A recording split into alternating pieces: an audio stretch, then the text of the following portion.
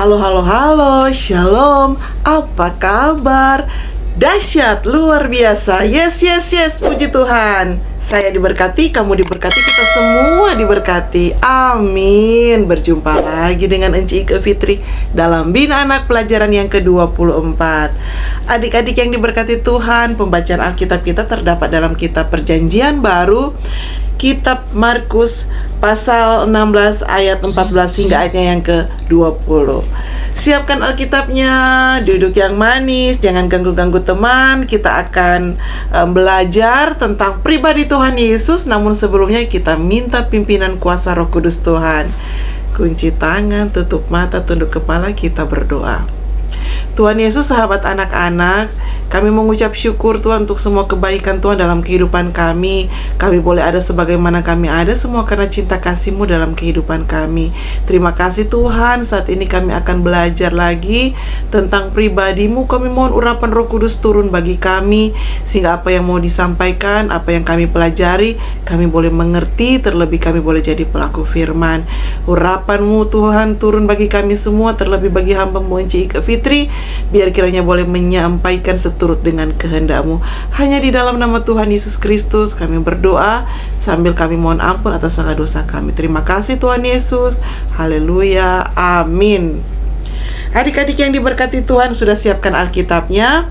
Kita akan baca bersama-sama dalam kitab Injil Markus pasal 16 ayat yang ke-14 hingga ayatnya yang ke-20. Judul Kebangkitan Yesus. Kita mulai ya adik-adik, ayat 14.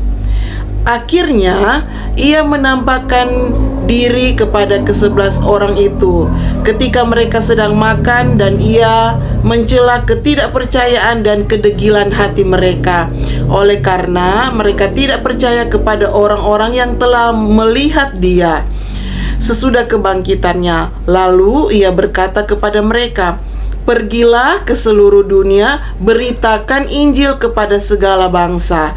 Siapa yang percaya dan dibaptis akan diselamatkan, tetapi siapa yang tidak percaya akan dihukum. Tanda-tanda ini akan menyertai orang-orang yang percaya. Mereka akan mengusir setan-setan demi namaku. Mereka akan berbicara dalam bahasa-bahasa yang baru bagi mereka. Mereka akan memegang ular, dan sekalipun mereka minum racun maut, mereka tidak akan mendapat celaka. Mereka akan meletakkan tangannya atas orang sakit, dan orang itu akan sembuh.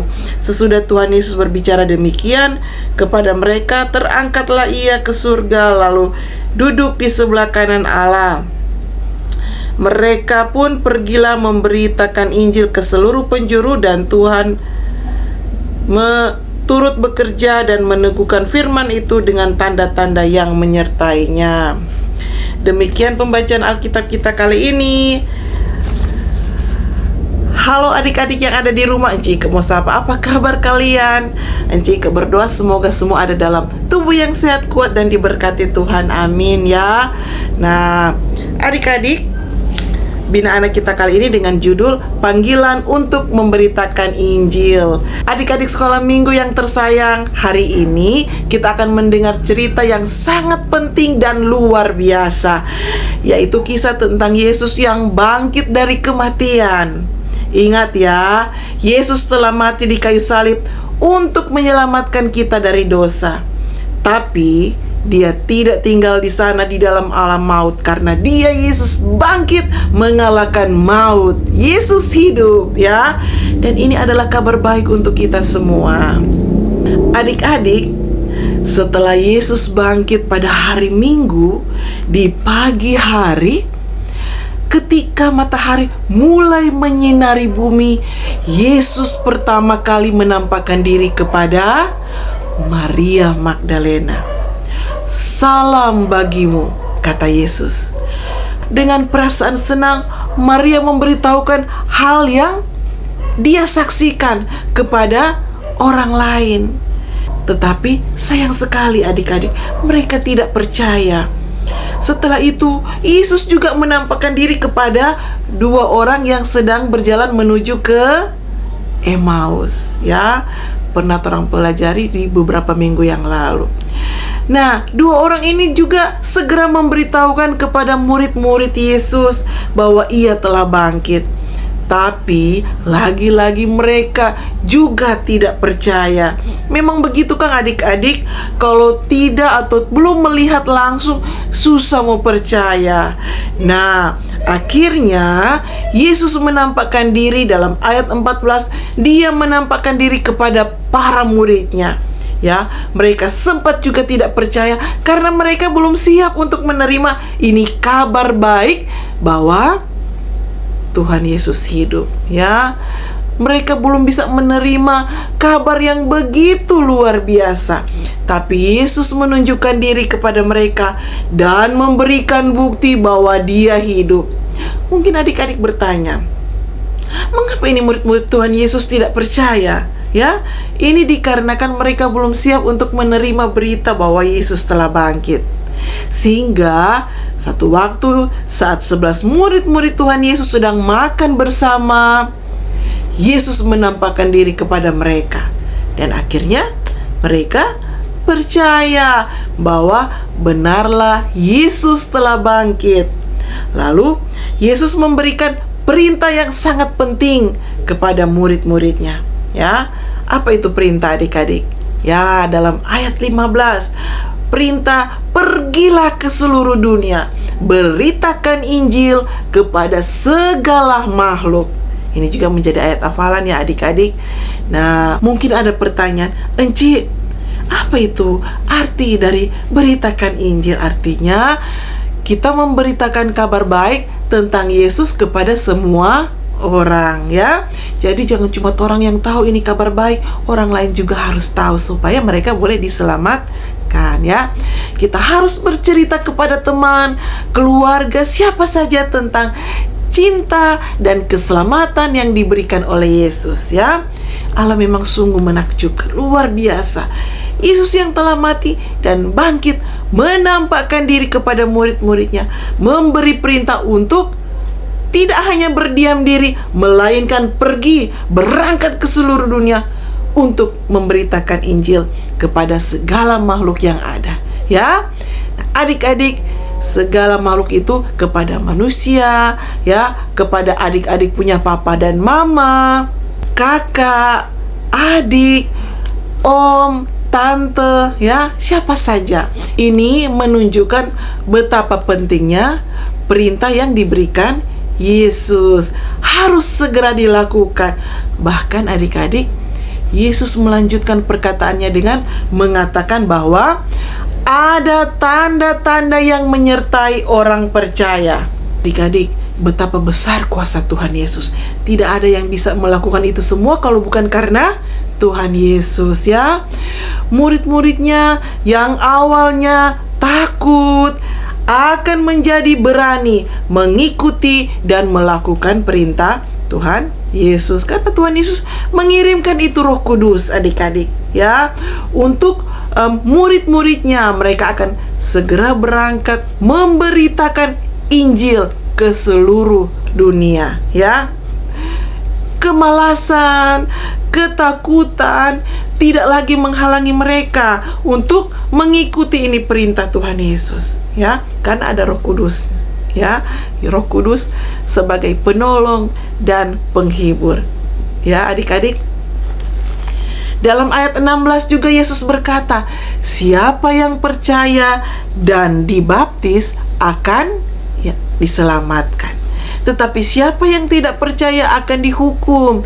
Ini artinya adik-adik, kalau kita percaya kepada Yesus dan dibaptis, kita akan diselamatkan, ya. Kita akan dapat hidup bersama Yesus selamanya di surga. Enci Ika, apa artinya percaya kepada Yesus? Dan Enci, kenapa orang mesti percaya? Berarti kita percaya bahwa Yesus adalah anak Allah. Dia mati untuk kita dan Dia bangkit dari kematian, ya. Adik-adik, kita harus percaya, karena itulah iman kita kepada Tuhan Yesus. ayat 17-18 bilang, Yesus juga mengatakan bahwa ada tanda-tanda yang akan menyertai orang percaya. Ya, tolong baca bersama-sama tadi. Tanda-tanda ini adalah kekuatan yang diberikan oleh Roh Kudus kepada orang-orang percaya. Kepada siapa adik-adik? Ya, kepada orang percaya. Misalnya ya adik-adik, mereka dapat mengusir setan-setan. Mereka berbicara dalam bahasa-bahasa lain. Bahkan memegang ular dan tidak akan mendapat celaka. Apakah itu tanda-tanda penting? Ya, penting adik-adik. Karena tanda-tanda itu menunjukkan bahwa Yesus yang telah mengutus Roh Kudus untuk membantu kita dalam pekerjaannya. Ya, jadi kita tidak sendirian adik-adik. Jadi itu sangat penting, tanda-tanda yang menyertai orang-orang percaya. Bahwa Yesus telah mengutus Roh Kudus untuk membantu kita dalam pekerjaannya, ya, dalam melayani Yesus. Nah, dalam ayat 19, ya, kenaikan Yesus di surga. Setelah Yesus berbicara, ia naik ke surga dan duduk di sebelah kanan Allah. Ini berarti adik-adik, Yesus telah menyelesaikan tugasnya di bumi. Dan sekarang ia berada di surga. Ya, mengapa Yesus naik ke surga? Karena tugasnya telah selesai dan ia akan kembali di akhir zaman, ya, untuk menjemput kita. Dia menyediakan tempat di surga. Nah, adik-adik, para murid-murid Tuhan Yesus kemudian mereka pergi ke seluruh dunia dan memberitakan Injil, dan Tuhan turut bekerja bersama mereka. Dan firman itu diteguhkan dengan tanda-tanda yang menyertainya, ya. Jadi, adik-adik, kita semua dapat menjadi bagian dalam pekerjaan Tuhan, ya. Kita bisa memberitakan kabar baik tentang Yesus Kristus kepada orang lain. Kita bisa berbagi cerita tentang bagaimana Yesus telah mengubah hidup kita kepada orang lain atau kepada teman-teman kita, ya. Mari kita mulai hari ini untuk memberitakan Injil dan membantu orang lain untuk mengenal Yesus.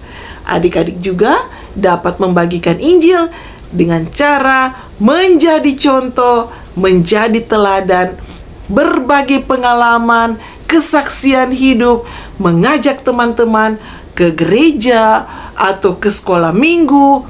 Bisa juga melayani orang lewat membaca Alkitab ataupun berdoa kalau ada teman-teman yang sakit, ya.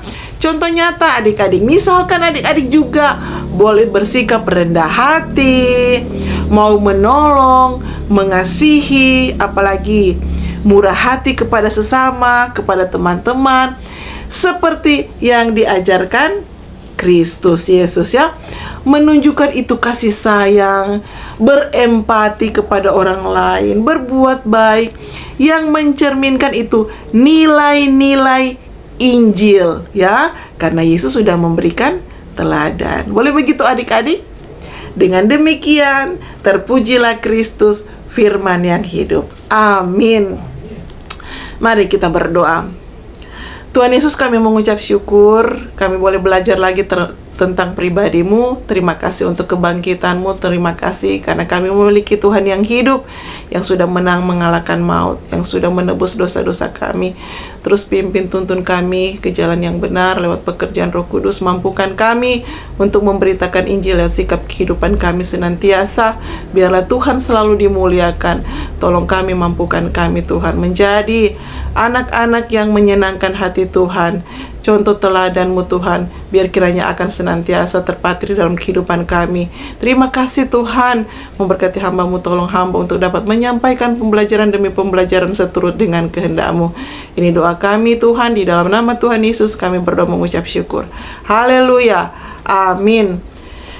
Demikian pembelajaran Bina Anak kita kali ini. Terima kasih untuk semua yang selalu menyaksikan YouTube channel Encik Ika Fitri, biar kiranya boleh jadi berkat. Jangan lupa like, share, sehingga banyak jiwa-jiwa yang boleh diberkati dengan pembelajaran yang ada.